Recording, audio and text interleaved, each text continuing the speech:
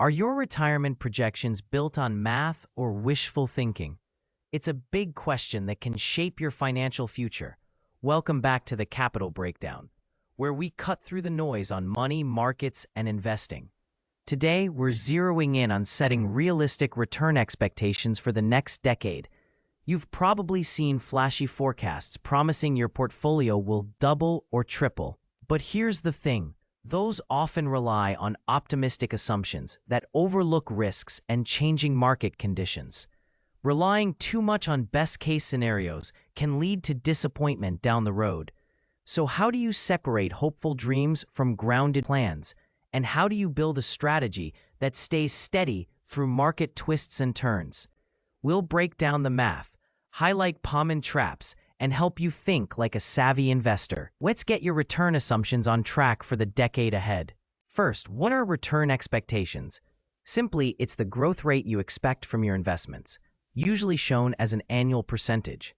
This drives how much you save, how long you work, and when retirement happens. But beware, past returns don't guarantee the future. The S&P 500, for example, has averaged about 7 to 10% annually after inflation over decades. Sounds great, but that includes rare booms and bull markets that might not repeat. Experts warn future stock returns could be lower due to high valuations, stocks priced high relative to earnings, and slower economic growth from aging populations and productivity trends. Bonds, a safety net for many, now yield far less than in past decades. In the 1980s and 90s, bonds sometimes paid over 10%, but today, many government bonds yield just a few percent or less. If your plan leans on last decade's market magic, it's time for a reality check.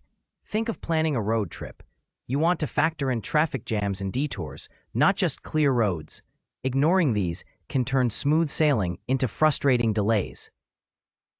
Imagine planting a garden. If you expect every plant to grow like a prized tomato, you might be disappointed. Some seeds sprout fast, others take time, and some don't survive harsh weather. Investing works the same way. Returns vary yearly, and different assets, stocks, bonds, real estate, grow at different paces and react uniquely to economic shifts. Stocks often thrive during growth but stumble in recessions. Bonds may shine when stocks falter, offering stability and income. Diversification is like planting a mix of seeds. If one crop struggles, others keep the garden healthy. But even diversified portfolios face risks. Single stocks or sectors can be volatile, and strategies like leverage or options add complexity and risk. Putting all your garden efforts into one plant is risky. If pests strike, your whole harvest suffers. Spreading risk helps protect your portfolio. When setting return expectations, balance optimism with caution. Think of expectations as a range, not a fixed number. This range prepares you for best, worst, and likely scenarios. It's about resilience, building a plan that stands strong whether markets soar or stumble. Like carrying an umbrella on a sunny day, better safe than caught off guard. What tools help estimate returns? Many start with historical averages, like 20 or 30-year returns for stock indexes or bond funds. Others use forward-looking models, considering current valuations, interest rates, and economic trends. These often offer more cautious forecasts. For example, expensive stocks relative to earnings tend to predict lower future returns. One popular metric is the Shiller-Cape ratio, comparing prices to average earnings over 10 years. A high Cape ratio often signals lower returns ahead. Another method breaks your portfolio into parts: stocks aiming for moderate returns, bonds for steadier yields, and real estate or alternatives for diversification. Blending these builds balanced expectations. Remember, none are perfect crystal balls. Markets are unpredictable. It's like weather forecasts, helpful for planning, but never a guarantee you won't get caught in rain. That's why flexibility matters. Rigid or overly optimistic assumptions can lead to saving too little or chasing risky returns. On the Capital Breakdown, we stress adapting your plan as conditions change. Think of it like adjusting sails to the wind, rather than forcing a straight course. Risk shadows every return. Higher returns often mean higher chance of losing value, sometimes sharply. Stocks can swing wildly during economic or geopolitical turmoil. Remember 2008? The S&P 500 dropped over 37% in 1 year, a harsh shock. Bonds offer more stability but aren't risk-free. Rising interest rates can push bond prices down and issuers can default. Inflation often triggers rate hikes, pressuring bonds. Leverage, borrowing to invest, can amplify gains but also losses, sometimes eroding portfolios fast. Options and futures add complexity, suited only for those who truly understand them. Think of leverage like a seesaw. Small moves on your side cause big swings. Concentrating investments in a few stocks is risky. If one falters, your whole portfolio suffers. That's putting all eggs in one basket. If it drops, you lose all. When setting return expectations, consider how much risk you can tolerate. Are you comfortable with market ups and downs? Can your plan endure lower returns without drastic lifestyle changes? Balancing risk and return is like tuning a car's suspension. Too stiff is harsh. Too soft means loss of control. Aim for a smooth, manageable ride toward your goals. Time horizon plays a starring role. If retirement is decades away, you can weather storms and benefit from compounding, where earnings generate more earnings, like a snowball rolling downhill. If retirement is near, focus shifts to preserving capital and steady income. Long-term investors accept more ups and downs for higher returns. Short-term investors lean towards safer bets to protect gains. This balance shapes what returns you can expect and how you plan withdrawals. A younger investor might favor stocks for growth. Someone in their 60s may shift toward bonds or income assets. Even long horizons don't guarantee steady gains. Markets can stagnate for years, like Japan's lost decade in the 1990s. That's why steady saving and diversification matter more than chasing top returns. Realistic expectations help avoid panic selling or rash moves when markets wobble. Think of investing as a marathon, not a sprint. A steady pace wins. Let's talk planning tools. Financial calculators and retirement software let you model scenarios by inputting different returns, inflation, and savings levels. You can see how changing assumptions affects retirement timing or portfolio size. Run conservative, moderate, and optimistic cases to grasp the range of outcomes. This guards against overconfidence and builds a cushion for surprises. Another key is the safe withdrawal rate. How much you can withdraw yearly without running dry. The 4% rule is common. Withdraw 4% in year 1, then adjust for inflation. It's based on history but depends on your expected returns and horizon. Planning isn't about perfect predictions. It's about readiness for uncertainty. Realistic turn assumptions help create a flexible plan that adapts as markets shift. No tool replaces your judgment or regular reviews. Think of these as your financial GPS. They guide you, but you steer.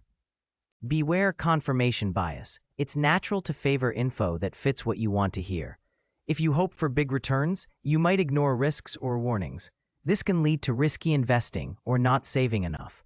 Also, don't overlook inflation. Even modest inflation erodes purchasing power over time. If returns don't beat inflation, your money loses real value. You can buy less in retirement. For example, 5% growth minus 3% inflation leaves only about 2% real gain. Fees matter too. Investment fees and taxes quietly chip away at returns. High fees can turn promising gains into mediocre ones. Think of your portfolio as a pie. Fees and taxes slice off a chunk you never see. So include inflation, fees, and realistic growth when setting expectations. At the Capital Breakdown, we aim for clear-eyed realism with encouragement. Too low expectations can stall saving. Too high can lead to risk and disappointment. The sweet spot motivates action while respecting reality. Let's get practical with Sarah, a 35-year-old planning to retire at 65. She sees projections showing 8% annual growth. Sounds great, but what if the next decade averages just 5%? That 3% gap could delay retirement or force her to save more monthly. Say Sarah saves $500 a month. At 8% in 30 years, she might reach about $700,000. At 5%, closer to $480,000. That difference impacts lifestyle choices, travel, housing, unexpected costs. Running these scenarios early lets Sarah adjust savings or consider working longer. She might diversify by adding bonds or real estate to reduce risk and smooth returns. Adding bonds can lower volatility, helping her stay invested during downturns. This shows realistic return expectations aren't pessimism, they're empowerment. Small changes in assumptions can have huge, long-term effects. Here's Mark's story. He's 55, retiring in 10 years and heavily invested in a few high-performing stocks. He expects 12% annual growth to continue. But with concentrated holdings and a short horizon, Mark faces big risk. If those stocks falter, his nest egg shrinks fast, threatening retirement plans. Mark might broaden into index funds and bonds, which offer more stability. Though expected returns may drop, risk of sudden loss falls too. This trade-off is like a tightrope walker using a balancing pole.